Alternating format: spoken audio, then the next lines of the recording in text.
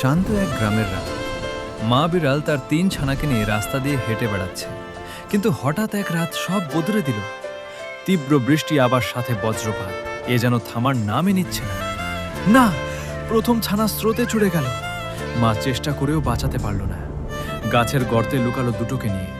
মা এবার বেরিয়ে পড়ল, খাবার আনতেই হবে। কুকুরের সাথে লড়াই, মাছ ছিনিয়ে নিল। কিভাবে যাবে মা খালি হাতে? কি বলবে তাদেরকে যে তার মা ব্যর্থ হয়েছে খাবার আনতে? হঠাৎ হরিণের দল চলে এলো। মা বাচ্চাদের রক্ষা করছে, তারা আক্রমণ করে বসলো। ওমা দ্বিতীয় বাচ্চাটা পানিতে ছিটকে পড়ল। শেষ বাচ্চাটা নিয়ে অবলা মায়ের লড়াই। অবশেষে হরিণরা চলে গেল। দূর থেকে এক ছেলে এলো।